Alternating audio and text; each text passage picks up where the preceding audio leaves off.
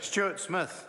Thank you, Mr. Speaker. Well, I've only returned from Kaikōura a few minutes ago, and I'd have to say one of the things I was being asked about was the Hurunui Kaikōura earthquake recovery legislation, when it was happening and what was going to be in it. So it's a great pleasure to get back here, and a good fortune that Air Traffic Control at Wellington were quite cooperative, so I was able to get in a little sooner than otherwise.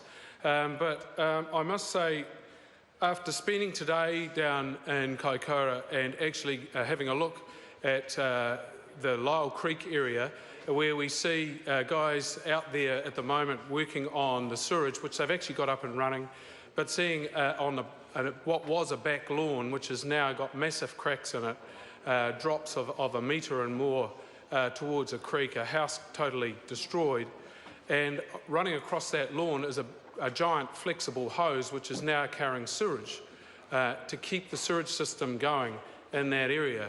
And you start to get the idea of why we need something like this piece of legislation, why the flexibility that is inherent in this legislation is absolutely vital. It is extraordinary powers that are being given under this bill to the executive, but it is an extraordinary event, and it is quite right and proper that those powers are made available to the executive. And it's great to see support from the other parties, because this is a parliamentary response. It is a cross-parliament response. Everybody's involved in it, and that's the way it should be. Being on the ground today, looking at some of the landslips, and I note some of the speech before about the sea and where is all of the spoil going to go, I can tell you that the sea is now, in some cases, 50 metres further away from the road than it used to be. So the imagination of people has run a little bit wild on some of this stuff, but the ability for the road to be shifted and for what was the beach to be turned into a road, to get a road and a rail line at a safe enough distance from the hill where slips may occur in future earthquakes, which would be quite dangerous. So to get that buffer of some distance would be quite vital. Now, we don't know if the engineers are going to come up with those solutions yet, because they're working on them as we speak. But that would be vital power to have.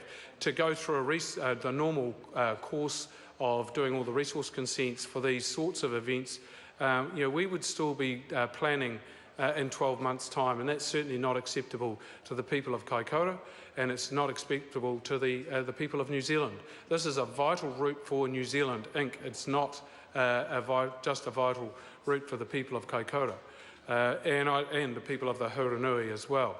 But on Wednesday I was in wineries that have suffered wine tank damage, and I can say that we are truly fortunate that this earthquake occurred at just after 12 a.m. Had it occurred just after 12 p.m, there would have been a significant death toll. I'm absolutely certain of that. Those slips, and there are a huge number of slips, and some of them are truly enormous, would certainly have had cars underneath them.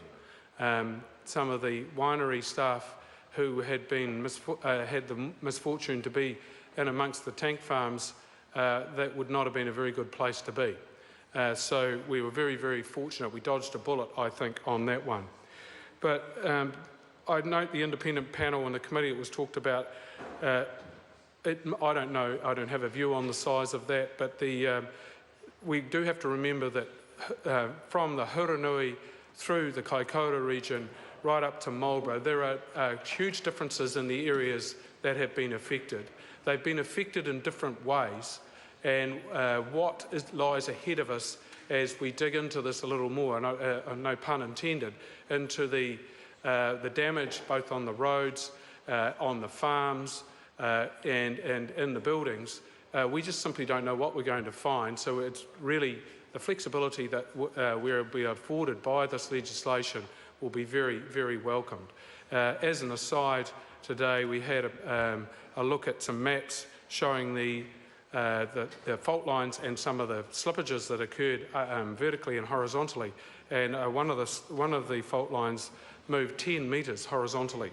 I mean, it's a significant amount of ground movement, and certainly not a piece of ground you'd want to be standing on at the time that occurred. So I think we all agree that it's a significant event. I'm very pleased that the House and the Parliament are supportive of the people of Kaikōura in a tangible way by getting some legislation and the tools in place that will allow a recovery to occur much quicker than would otherwise be the case. And with that, Mr. Speaker, I commend the bill to the House. Thank you. The Honourable David